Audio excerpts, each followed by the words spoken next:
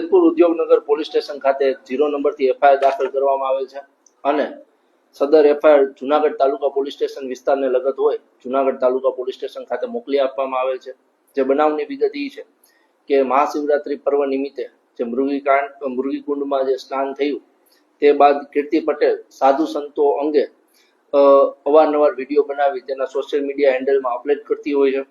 અને તેની સામે અફજલ કારાભાઈ સીડા નામના જે વ્યક્તિ છે જે જુનાગઢ બલિયાવાડના રહેવાસી છે તેઓ પણ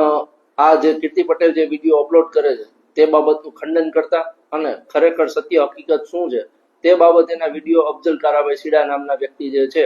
તે અપલોડ કરતા હોય છે અને આ બનાવ અંગે બંને બાબતે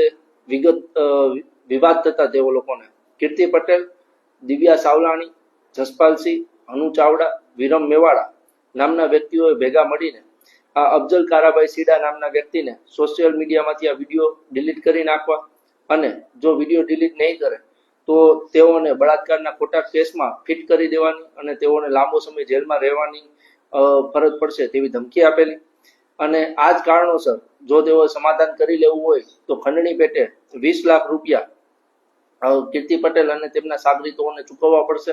તો આ બાબતે તેઓ સમાધાન કરશે, અન્યથા તેઓના ઘરે જઈને મારી નાખવાની તેમને જાનથી મારી નાખવાની ધમકી આપેલી હોય જે અન્વયે જે સદર ફરિયાદી અફજલ કારાભાઈ સીડા નામના વ્યક્તિ છે તેઓ ડરી જતા તેઓએ આપઘાતનો પ્રયાસ કરેલ હોય। આ આપઘાતના પ્રયાસ દરમિયાન તેઓને જેતપુર પોલીસ સ્ટેશન વિસ્તારમાં ઉદ્યોગનગર પોલીસ સ્ટેશન વિસ્તારમાં મેડિકલ હોસ્પિટલ ખાતે દાખલ કરતા તેઓએ સદર ફરિયાદ જેતપુર ઉદ્યોગનગર પોલીસ સ્ટેશન ખાતે આપેલી હોય અને સદર બનાવ એ જુનાગઢ તાલુકા પોલીસ સ્ટેશન વિસ્તારને લગત હોય 0 નંબરથી જુનાગઢ તાલુકા પોલીસ સ્ટેશન ખાતે ફરિયાદ દાખલ કરવા મોકલી આપેલ છે।